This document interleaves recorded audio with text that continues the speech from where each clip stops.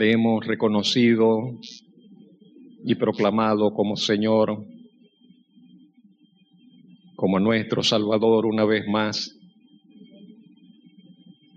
como aquel único que merece la adoración, todo reconocimiento, pues solamente usted, Señor, es el Dios eterno, el único y verdadero Dios, aquel que vive eternamente y para siempre, creador de todas las cosas, autor de la vida, quien nos trajo también a nosotros a existencia y al conocimiento de la verdad que es en Cristo Jesús. Agradecidos porque usted nos dio perdón en Él, perdonó nuestros pecados, nos limpió, nos santificó y nos dio la vida, la promesa segura de la vida eterna, que así como el Salvador vive para siempre, nosotros viviremos para siempre, que así como Él resucitó de los muertos, nosotros también seremos resucitados, que así como Él reina en gloria, nosotros también reinaremos con Él en gloria.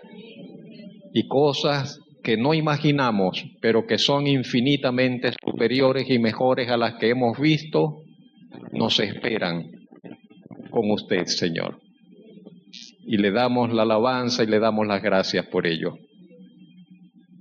Hoy estamos acá y también es una bendición grande el poder estar reunidos por la fe delante de su presencia como familia también, como familia de fe. Y pedimos que nos bendiga por medio de su palabra. Vamos hoy, Señor, a considerarla, a considerar su mensaje, su voz a través de ella, su voluntad expresada en ella. Alumbre usted nuestros corazones, alumbre nuestros pensamientos, obre sobre nuestra voluntad, de manera que podamos ver más claramente lo que usted desea para nosotros y podamos responder con la ayuda de su gracia, con la ayuda de su Espíritu, podamos responder a esa buena voluntad suya. En Cristo Jesús, Señor y Salvador, en su nombre se lo pedimos. Amén. Hoy vamos a estar hablando un poco acerca del perdón. Así he titulado el mensaje, hablemos un poco sobre el perdón. Creo que después de la reconciliación con Dios, una de las necesidades probablemente más importantes, urgentes de nosotros, de todos los creyentes, por no decir que de todas las personas, es lo que tiene que ver con el perdón. Algunos datos relacionados con el perdón en la Biblia, solamente como información. La palabra perdón o la conjugación de esa palabra, perdonar, perdonarse, sea de parte de Dios que nos perdona o sea de parte de nosotros, los hombres que estamos llamados a perdonarnos unos a otros, se menciona cerca de 200 veces en la Biblia. Aparece en 33 libros de la Biblia. Usted sabe, la Biblia tiene 66 libros, bueno, en 33 libros aparece la palabra perdón. 22 veces en 22 de esos libros del Antiguo Testamento y en 11 de los libros del Nuevo Testamento. En el Antiguo Testamento es en el libro de los Salmos, donde se hace mayor referencia, donde mayor número de veces aparece lo relacionado con el perdón. Y no debe sorprendernos porque los salmos, usted sabe, son oraciones, son reflexiones de un alma que está allí delante del Señor, de una persona que está allí en presencia del Señor. Y cuando nosotros vamos a la presencia del Señor en oración, entonces comenzamos a ver, a la luz de Él comenzamos a ver nuestros pecados, comenzamos a ver nuestras fallas, y entonces nos encontramos en la necesidad de pedirle al Señor que nos perdone, que nos renueve, que nos restaure. En el Nuevo Testamento, el libro que se lleva los honores es el Evangelio de Lucas, 22 veces, y la mayoría de las veces sale de labios del Señor Jesucristo, lo relacionado con el perdón. En la palabra de Dios nos vamos a encontrar con dos líneas relacionadas con el perdón. La que está relacionada con el perdón que Dios nos otorga a nosotros, con el perdón que Dios nos concede a nosotros, y la que está relacionada con el perdón que estamos llamados nosotros a concedernos unos a otros. Esas son las dos líneas que vamos a encontrar en la palabra de Dios. El perdón que Dios concede y el perdón que nosotros tenemos que concedernos. Hoy vamos a hablar sobre esa segunda línea, no del perdón que Dios nos concede.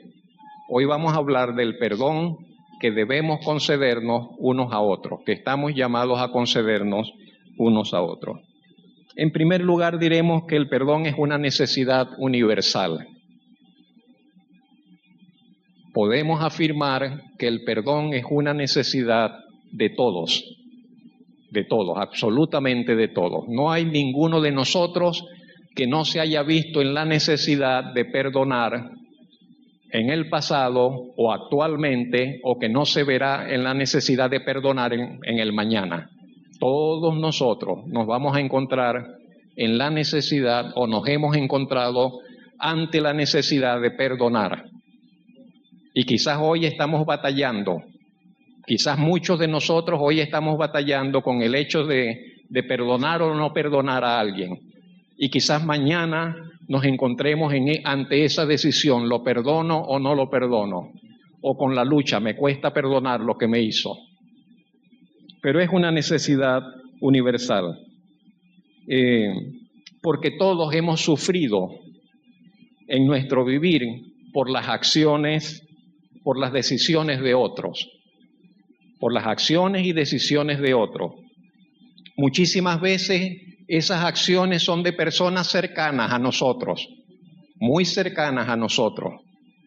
Otras veces son de personas no tan cercanas, medianamente conocidas. Otras veces se trata de personas que ni siquiera conocemos, personas que ni siquiera tratamos y que nunca trataremos. Y también por allí nos encontraremos con que necesitamos perdonarle.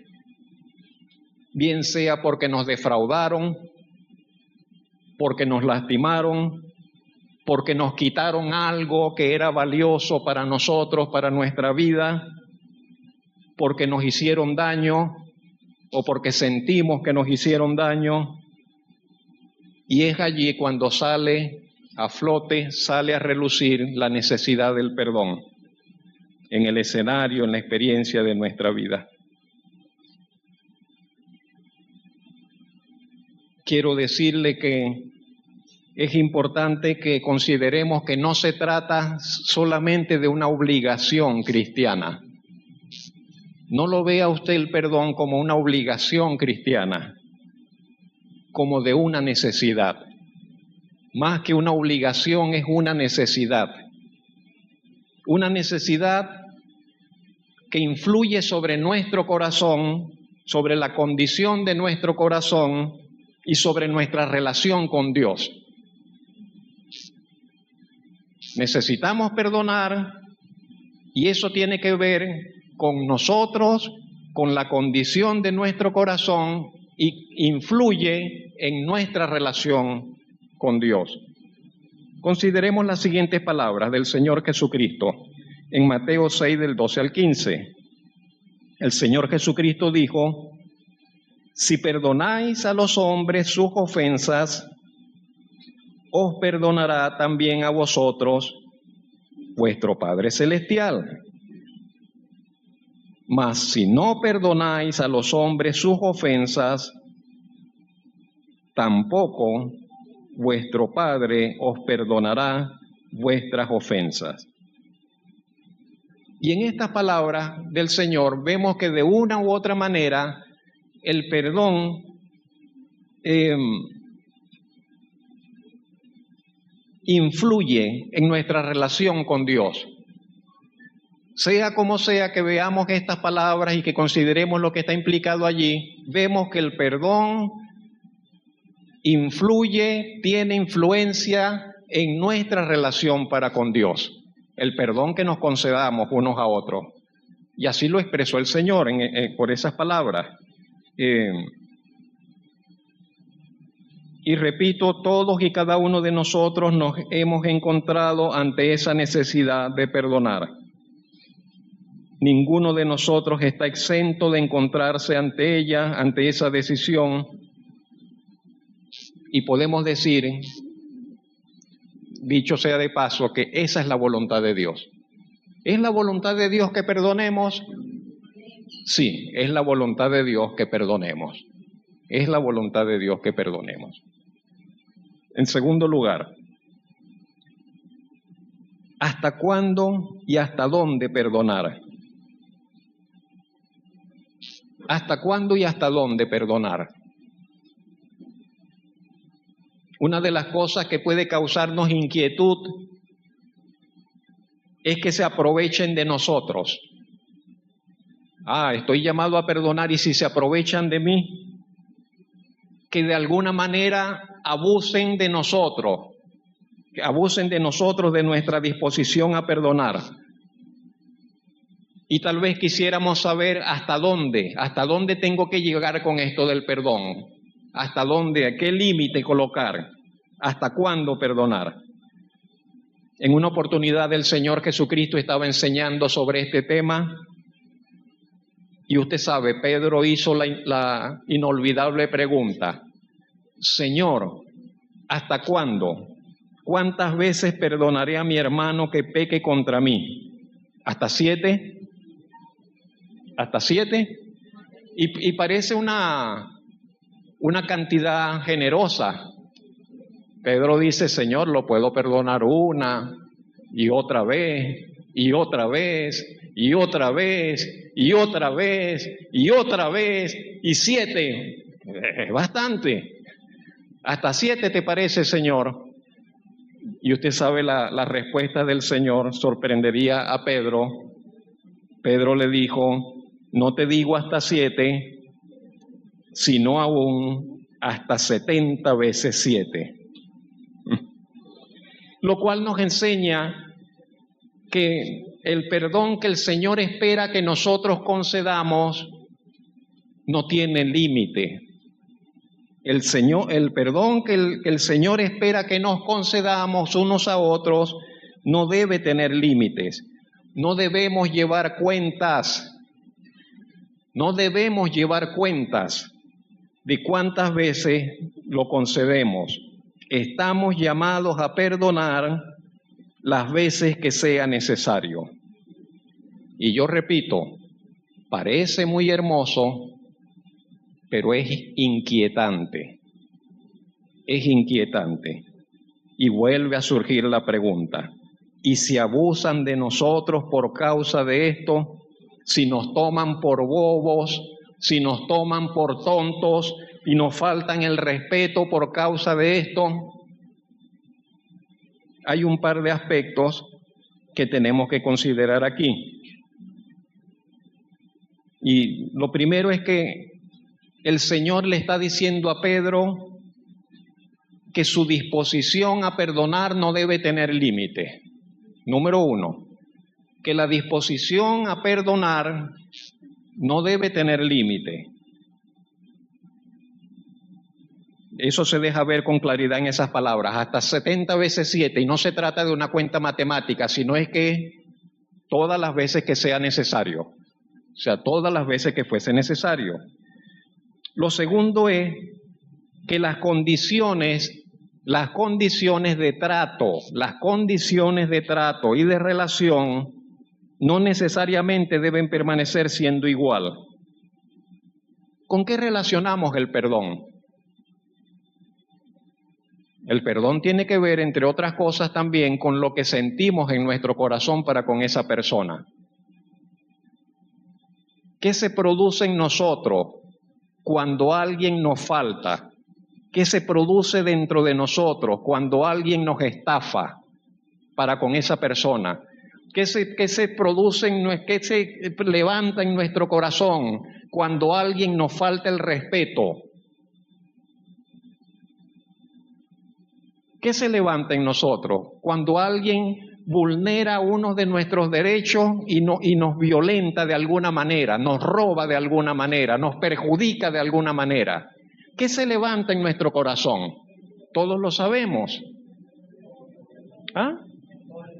Claro, se levanta un resentimiento, una rabia, una molestia, ¿o no? Una indignación. Claro que sí, en todos. Y es allí donde entra el perdón. Es allí donde entra el perdón. El Señor te dice, suelta eso. No vivas con esa amargura, no vivas con ese resentimiento, no guardes resentimientos. Suelta eso. Suelta eso. Eso no quiere decir que yo voy a llegar y otra vez aquí estoy para que me hagas lo mismo. No. Simplemente quiere decir francamente, yo no me voy a amargar por eso. Y bastaría de repente con que dejo a la persona una distancia. Y pongo mis límites y ya. Estaba haciendo negocios con la persona me robó, no vuelvo a hacer nunca más negocios con esa persona, pero no voy a amargarme con ella. ¿Sí lo vemos? Y por colocar un ejemplo comercial, pero que podría aplicar para tantas cosas, mis hermanos, y en todos los escenarios de la vida, ¿no? Lo segundo, entonces, podemos verlo, por ejemplo, en Lucas 17, versos 3 y 4. El Señor dijo, mirad por vosotros mismos. Si tu hermano pecare contra ti, repréndele. Si tu hermano pecare contra ti, ve al hermano y repréndelo. Llámale la atención. Dile, habla sobre el asunto. ¿Por qué me hiciste esto? ¿Qué sucede? Si tu hermano se arrepintiere, ¿qué vamos a hacer? Perdónale. Si tu hermano se arrepintiere, perdónale. Y si 7 veces al día pecare contra ti, y 7 veces al día volviere a ti diciendo, me arrepiento, lo siento, perdónale. Perdónale. Y en esta palabra de acá, de Lucas 17, vemos que la presencia del arrepentimiento también tiene un lugar allí en el asunto del perdón. La presencia del arrepentimiento en la persona que ha pecado contra nosotros puede determinar nuestra actitud y nuestra respuesta. Pero en todo caso, lo importante aquí no es que nosotros evaluemos si está arrepentido o no. Lo importante acá del pasaje y de estas palabras es que estemos dispuestos a perdonar cuantas veces sea necesario. 7 veces al día, inclusive, dice el Señor, si aquel que nos faltó nos llega pidiendo que le perdonemos. En tercer lugar, ¿qué sucede si no perdonamos? ¿Qué sucede si no perdonamos? ¿Qué me va a pasar a mí si yo no perdono? ¿Qué le va a pasar a usted si usted no perdona? ¿Qué sucede si no perdonamos?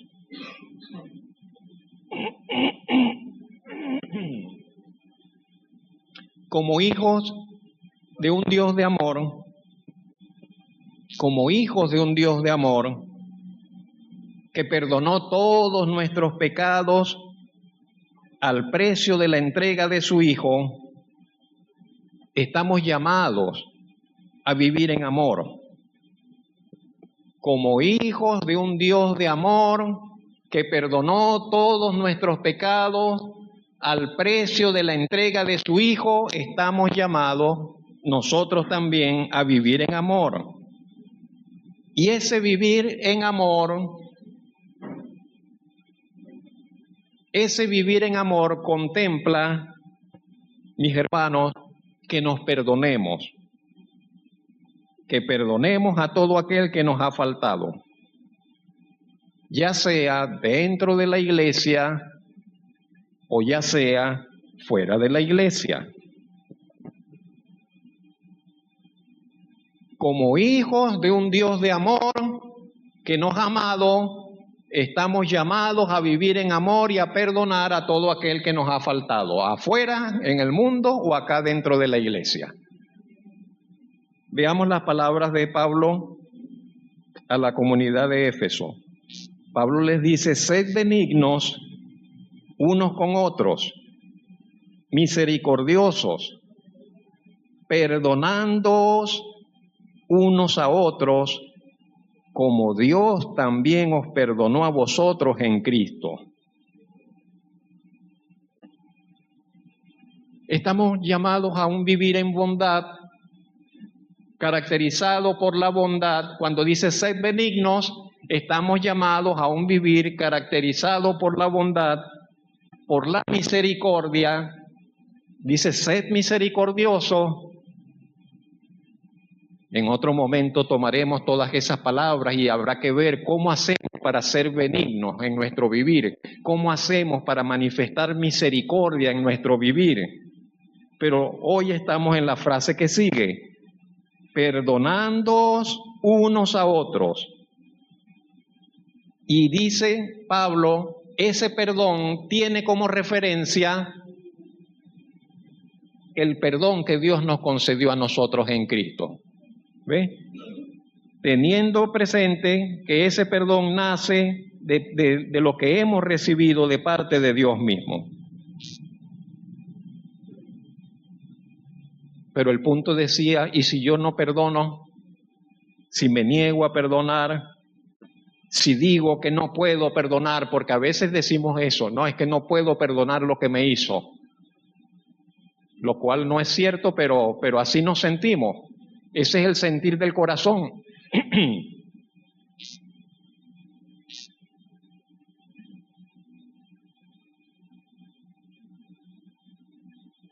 Recuerdo de las palabras de alguien que no quiero mencionar, amado y de gran estima, y ya está en presencia del Señor. Pero cuando él no conocía al Señor, él decía de una persona: yo nunca le podré perdonar lo que él me hizo cuando yo era niño. Nunca se lo perdonaré, que él así, lo que él hizo. Y no fue que abusó de él ni nada de eso, sino era una actitud, una cuestión de, como decir, de desprecio, de que estaba su hermano y él venía y le traía cositas y comida y no sé qué al hermano, y a él como nada, totalmente fuera de... A veces nos sentimos así y decimos: nunca podré perdonar esto. Pero si nos negamos a perdonar, hermanos, si nos negamos a perdonar, lo que va a llenar nuestro corazón es el resentimiento. Lo que va a llenar nuestro corazón es el resentimiento, la amargura, que son las palabras que están antes de eso. Fíjese lo que venía diciendo el apóstol antes de hablar del perdón. Dice: quítense de vosotros toda amargura, enojo, ira, gritería, maledicencia. Cuando nosotros cerramos la puerta al perdón, se la estamos abriendo al resentimiento. Eso es pero automático, eso va, una cosa va con la otra. Nos negamos a perdonar, abrimos la puerta al resentimiento y a la amargura, al enojo y a la ira, a un vivir que lejos de estar en la paz, encontraremos con que estamos amargados, no solamente con las personas involucradas, con la vida en general. La falta de perdón es como un peso que se arrastra y que perjudica no a la persona que nos hizo el mal. No. La falta de perdón no perjudica a la otra persona, nos perjudica a nosotros. La otra persona puede que esté tranquila a pesar de lo que hizo, pero la falta de perdón nos perjudica es a nosotros, no a la otra persona. En cuarto lugar, ¿hasta dónde nos puede llevar la falta de perdón?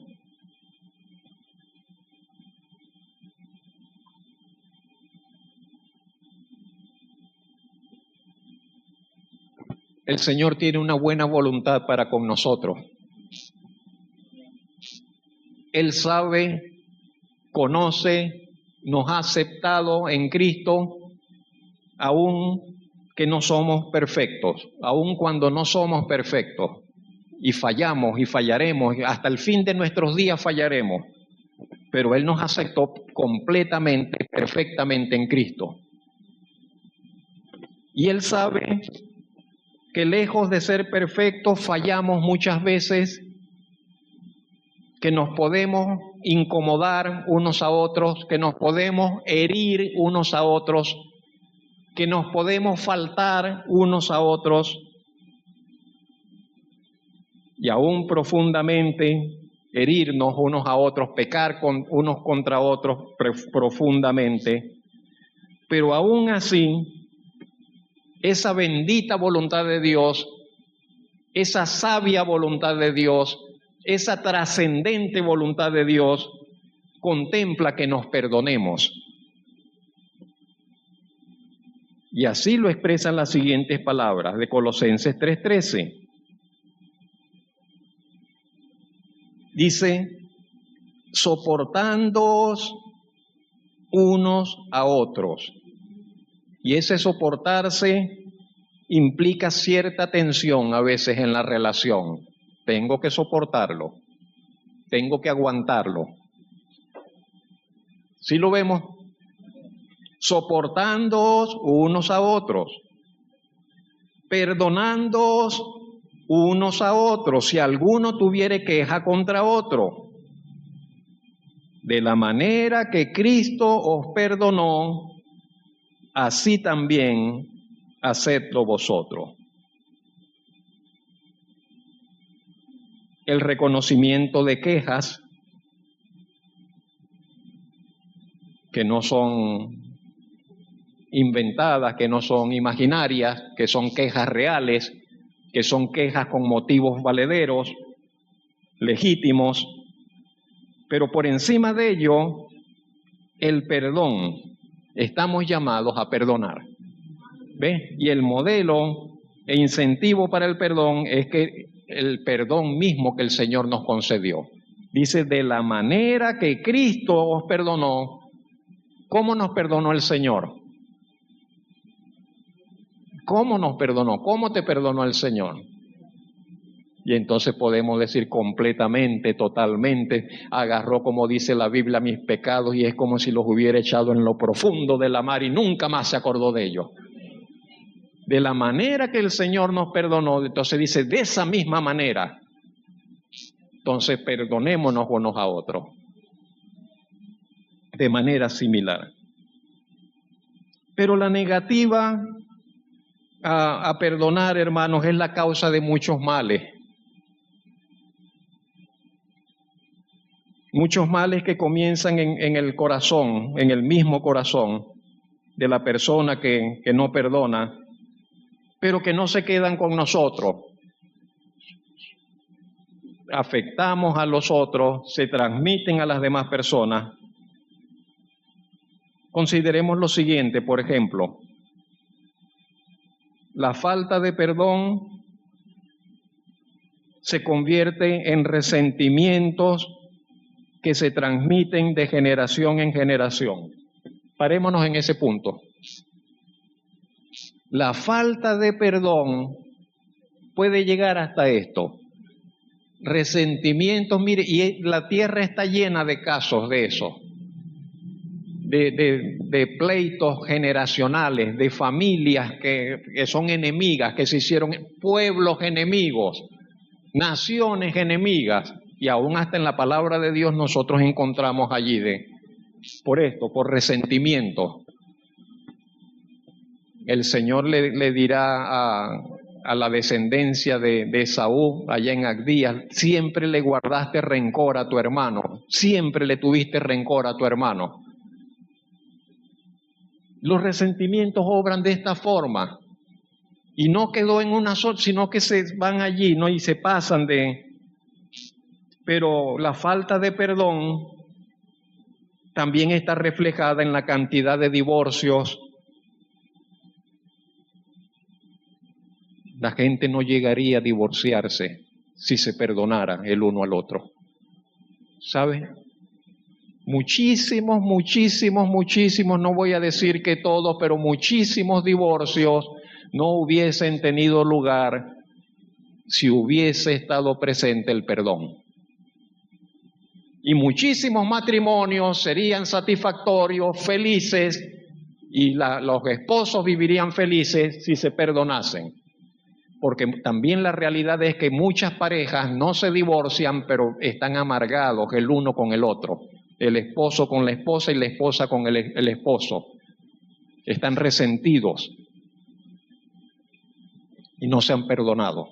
Y quizás no dicen que no pueden, o no lo sé. Pero está ese elemento allí presente. La falta de perdón conlleva a que vivamos con resentimientos, repito nuevamente, resentimientos que afectan nuestra vida. La falta de perdón se convierte en culpa, en relaciones rotas y en que la obra de Dios se detenga sobre nosotros. Si usted y yo nos negamos a perdonar, la obra de Dios en nosotros se detiene, queda estancada. Estará estancada en nuestras vidas.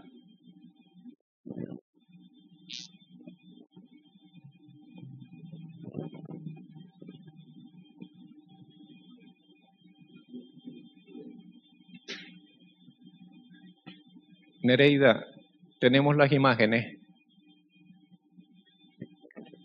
Todavía no, por favor. Permítame leer un testimonio sobre el perdón. Un testimonio sobre el perdón. Y usted, por favor, trate de seguirme con la mayor atención posible.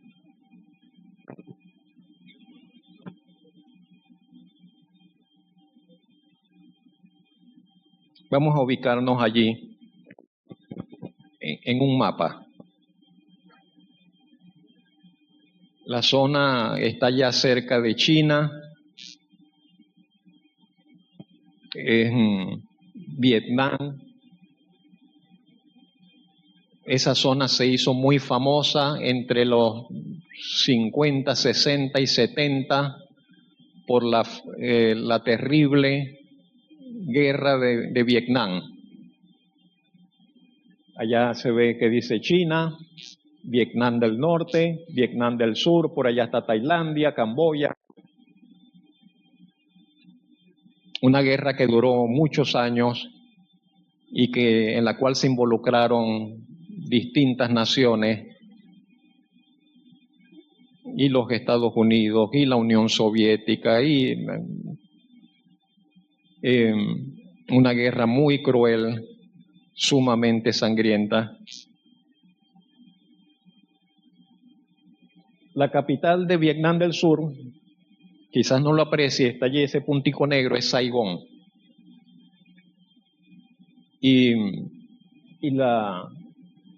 Habían allí también grupos que para nosotros serían como entre las dos Vietnam, como si nosotros dijésemos paramilitares. También estaban allí, en esas zonas, ¿no? Pero cerca de Saigón, como a unos 40 kilómetros, había un poblado rural llamado Trang Bang. No aparece allí en el mapa. Ese poblado estaba bastante alejado de todas esas cuestiones de la guerra. La guerra se estaba librando, pam, pam, pam, pero ese poblado estaba tranquilo, bastante tranquilo, no se había visto perturbado por los asuntos de la guerra. Allí en el año 63 nació una niña llamada, un nombre para nosotros esos nombres son difíciles se llamaba algo así como Pham Thi Kim Phuc. Como le digo, el país llevaba varios años inmerso en esa guerra. Recibía frecuentes visitas de guerreros del Vietcong o de las fuerzas gubernamentales, pero la guerra, sin embargo, no llegaba hasta esa aldea donde estaba esta familia de la niña. ¿Ves? Ella vivía allí con sus padres, ayudándole en las tareas domésticas. A principios de los 70, cuando ella tenía como 7 años, las acciones bélicas se hicieron cada vez más frecuentes en los alrededores de la aldea. Y así llegó finalmente el año 72, el 8 de junio del año 72. Las fuerzas del Vietcong ocuparon el pueblo y las tropas del sur de Vietnam decidieron atacarlo. Como decir, los guerrilleros vinieron y ocuparon el pueblo, donde estaba la aldea, donde vivían estas personas. Y las fuerzas del sur de Vietnam decidieron atacar a estos, no sé si decirles soldados o qué, ajá. Y resulta que la familia de ella y muchos otros se metieron en un templo, no cristiano, en un templo de lo que ellos adoraban allí, en un lugar allí religioso, en un templo local, con la esperanza de que ninguno de los militares se iba a meter allí, de que allí no iban a ser atacados. Pero al cerca del mediodía va uno de los soldados del sur y cuando ve la gente allí reunida y tal, y esto, no se sabe, no sabemos por qué, pero el hombre piensa, los que están allí reunidos son de los de él, pero él piensa que son guerreros del Vietcong que están allí. Y da la orden, da la señal para que ataquen ese local, para que ataquen ese templo que está allí. Y de repente, ¡pam!, el avión desciende y deja suelta varias bombas, varias granadas. Él da una señal, la señal es una granada de humo que él lanza, sale el humo y donde el avión ve el humo, dice, allí tiene que lanzar la bomba. Y así sucedió. ¿Ve? Él lanzó una granada de humo morado y brillante y esa era la señal que el piloto sur-vietnamita iba a seguir. Iba a lanzar las bombas justo en ese sitio. Pero después cuando ve que resulta que eran familias, niños que estaban allí, el hombre dice, me equivoqué. Caramba, no es así. Y va hasta allá y le dice, salgan, corran, que esto va a ser destruido. Y la gente comienza a correr, salgan los niños primero, pero no hay tiempo. No hay tiempo, el avión ya viene allí, ¿ves? El avión lanza 4 bombas. De un compuesto químico que se llama napalm. Esa es una solución, quiero decir, una sustancia como gelatinosa, pegajosa, pero que se incendia. Era como una lluvia que iba a caer, pero como de algo gelatinoso y que a lo que caiga, eso sobre lo que cayera, eso se pegaba y incendiaba de una vez. Y se incendiaba de una vez. Y eso no había como que manera de quitárselo así de encima una vez que eso comenzaba a arder. Lanza las bombas, el aire arde a una temperatura de cerca de 1000 grados centígrados. entre 800 y 1200 grados centígrados. Nosotros tenemos calor, acá andamos así, y salimos el sol, el calor que está en 40, que está en 42, pero allá de repente en cuestión de minutos la temperatura en toda esa zona se puso en cerca de 1000 grados centígrados, y la llama y el oxígeno consumiéndose. Los niños salen corriendo, van por la plazoleta, se desparraman por la calle, pero no hay chance, ¿ves? Repito, todo está quemándose, y la niña que mencionamos al principio ya tiene 9 años, va corriendo, y siente el dolor en su cuerpo, pero no se detiene, sigue corriendo. Más adelante están unos fotógrafos, están unos soldados, y allí venía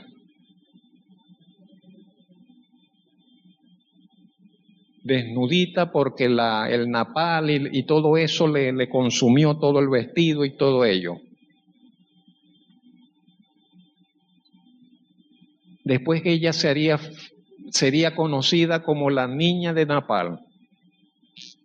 El fotógrafo, el que captó la imagen, ganaría un premio con esa imagen. Esa imagen se volvería icónica para del asunto de la guerra, de la crueldad de la guerra, de lo que representaba la guerra.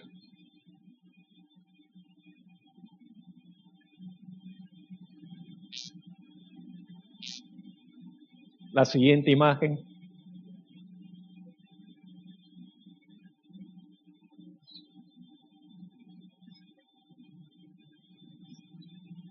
La niña recordaría después, un año después, que en ese momento lo único que ella gritaba era mucho calor, mucho calor.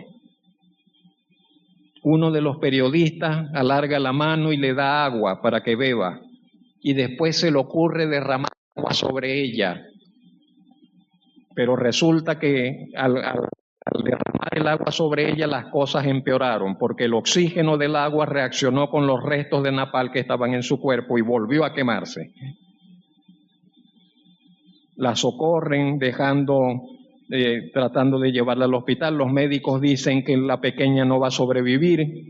La siguiente imagen. La de arriba no se puede colocar aparte. Bueno, no importa. Imágenes muy dolorosas, terribles. Que no va a sobrevivir, tiene el 30% de su cuerpo quemado. Sin embargo, insisten, el fotógrafo insisten en que les presten la ayuda, que lo intenten los médicos, y ella pasaría en el hospital los siguientes 14 meses y fue sometida a 17 operaciones.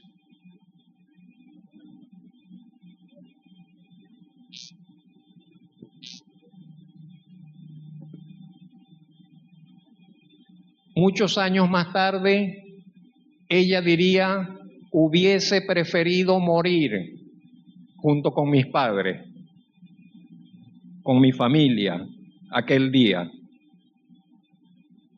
Para mí ha sido muy difícil cargar con todo ese odio, con esa rabia.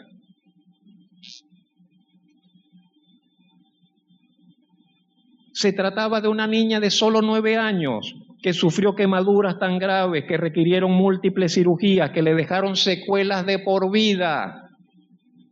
El trauma y la ira muchas veces la llevaron a contemplar la idea del suicidio. Pensó en suicidarse muchas veces a medida que iban pasando el tiempo.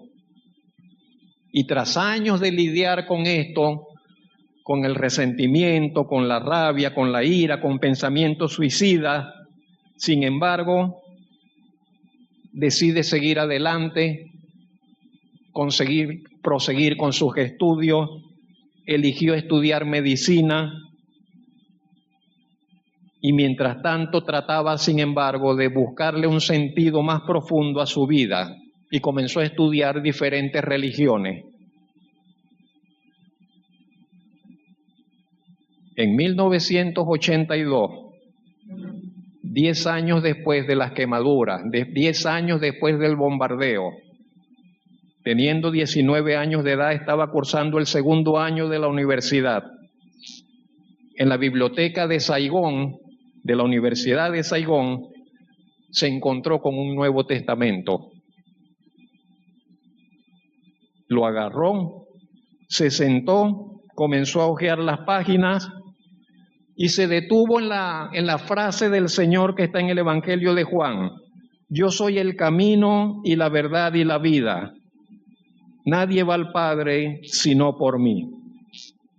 Y pensó, este Jesús si era presuntuoso.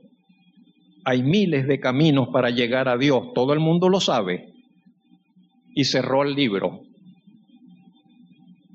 Pero siguió pensando, ¿y si la frase que dice Jesús es verdadera? Si lo que dice Jesús es cierto, entonces yo he estado adorando ídolos, dioses equivocados toda mi vida. Y sigue pensando, ¿y si ese Jesús sufrió en defensa de su pretensión y se burlaron de él y lo torturaron y lo asesinaron? ¿Por qué habría hecho todas esas cosas si no fuera verdaderamente Dios? Su dolor debía tener un propósito. De lo contrario, no habría podido soportar tan fielmente el combate. No había considerado nunca a Jesús desde este lado, el lado herido, el lado que lleva las cicatrices. Y toda la reflexión llevó a King a concluir, si Jesús es verdaderamente el que dice ser y ha soportado todo eso que dice haber soportado, entonces quizá podría ayudarme a dar un sentido a mi dolor y finalmente a aceptar mis cicatrices. No lo hemos dicho, pero la espalda de ella y sus brazos, eso quedó desfigurado totalmente. Durante las semanas siguientes, King profundiza su conocimiento de la religión cristiana.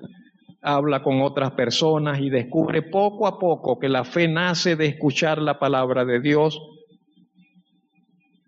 y que Dios tiene un plan para ella. Compara sus experiencias dolorosas con el Dios que ha sufrido y finalmente un día descubre que es amada por Dios. A comienzos de 1983 le dice a su familia que ha cambiado de religión, que ha dado su vida al Señor Jesucristo. Y la transformación de su actitud y la paz interior que la familia vio en ella inspiró a la familia para que también se convirtiera al cristianismo.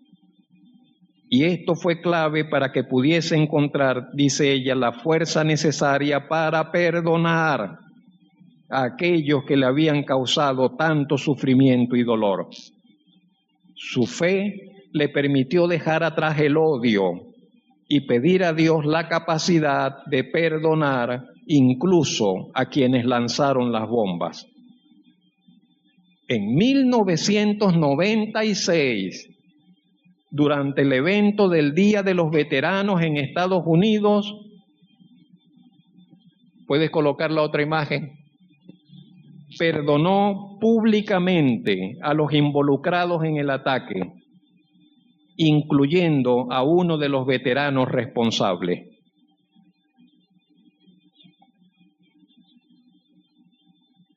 Hoy en día, King canaliza sus vivencias y su fe en promover la reconciliación y ayudar a las víctimas de la guerra a través de una fundación que creó. Ha sido nombrada embajadora de buena voluntad por la UNESCO para apoyar a los niños huérfanos y víctimas de guerra. La conversión le dio la fuerza para perdonar. dijo finalmente, puedes colocar la última imagen, por favor. El perdón me liberó del odio. Tengo todavía muchas cicatrices en mi cuerpo, fuertes dolores, casi todos los días. Pero mi corazón está purificado. El napalm es muy potente, pero la fe, el perdón y el amor son aún más fuertes. Es muy probable, y estoy terminando, mis hermanos, que hoy haya entre nosotros, o entre los que escuchan, o entre los que verán este mensaje por las redes, esposas que deben perdonar a sus esposos, o viceversa, que hayan esposos que deben perdonar a sus esposas.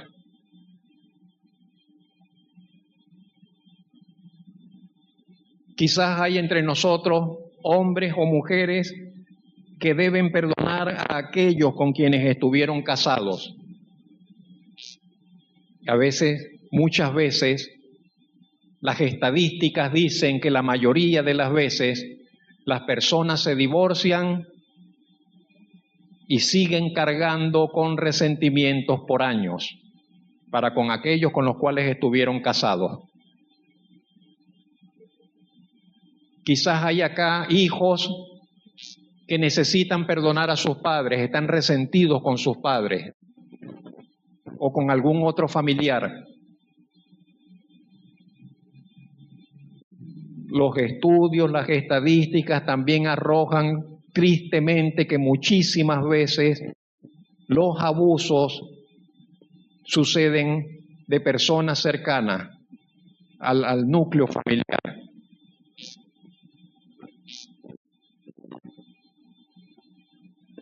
Quizás hay hijos de Dios acá entre nosotros que tenemos que perdonarnos, perdonar a otros hijos de Dios.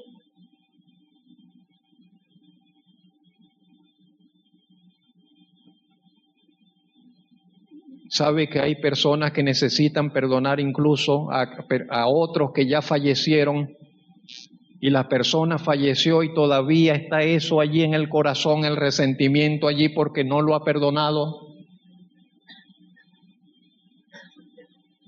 porque hay cosas que no le ha perdonado. Y cuando le decía ahora más al inicio, perdonar personas que no conocemos, no sé, gobernantes, políticos, personas relacionadas con algún evento en nuestros trabajos y que han afectado nuestra vida, que han perjudicado nuestra vida, que nos han causado sufrimiento, y estamos llamados a perdonarles y a sacar ese veneno de nuestros corazones. El llamado de hoy es hacia el perdón. El llamado que la palabra de Dios hoy nos hace es hacia el perdón, y a que reconozcamos ese perdón, esa necesidad de perdón como una prioridad en nuestra vida, para que seamos restaurados, para que podamos llevar una vida libre que fructifica abundantemente para la gloria de Dios. Quiero invitarle a que estemos orando un momento.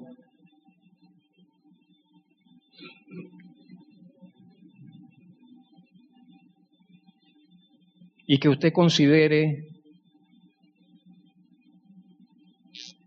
cuál es su necesidad, a quién necesita perdonar. Y tal vez no lo pueda resolver en un solo momento de oración acá, y luego usted tenga que seguir reflexionando acerca de esto en casa y a solas con Dios, con el Señor en casa, orar al respecto y pedir su ayuda y usted expresarle que quiere ser libre de todo resentimiento, de toda falta de perdón, y quiere estar en paz completa en su corazón. Queremos alabarle, Señor, y darle gracias por su palabra, que es transparente, que es diáfana, Señor, y que nos muestra su voluntad, su parecer, lo que nos conviene, lo que necesitamos conocer, lo que necesitamos tener en cuenta. Gracias por ese perdón que es como un sol de mediodía, el perdón que usted nos concedió en el Señor Jesucristo. Maravilloso, completo, total. Nos envolvió, nos arropó, nos santificó, nos dio seguridad, quitó la culpa, otorgó paz a nuestras conciencias. Le alabamos y le agradecemos por ello, Señor. Nunca lo hubiésemos podido obtener por nuestro esfuerzo ni comprar de modo alguno. Usted nos lo concedió por gracia. Para usted la honra, para usted la alabanza.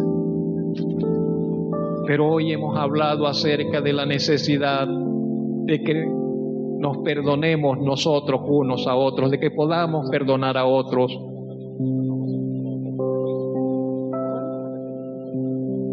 El mal, las heridas, el sufrimiento que nos hayan causado, aquello, Señor, que nos haya golpeado, Señor, que nos haya quebrantado de alguna forma. Y queremos, Señor, responder a esa palabra suya y perdonar así como usted nos invita y nos llama a perdonar, con un perdón semejante, parecido al suyo, a ese con el cual usted nos perdonó. Queremos ser libres de todo resentimiento, de toda amargura. Queremos tener un corazón limpio, libre, puro para usted, Señor. Que si usted hiciese una auditoría, Señor, en nuestros corazones, encontrase que no guardamos, Señor, ningún resentimiento ni falta de perdón para nadie. Ayúdenos a ser lo suficientemente humildes, sencillos, líbrenos de todo complejo, Señor, de todo engaño. No hay pérdida sino ganancia para nuestras vidas.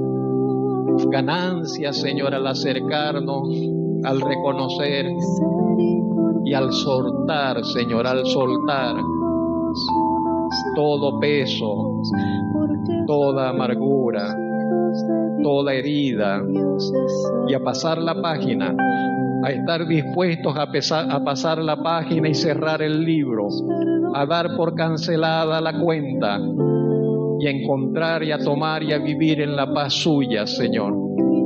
Y gracias porque usted lo hace posible por la ayuda de su Santo Espíritu y de su amor allí con nosotros, pues no estamos solos, Señor.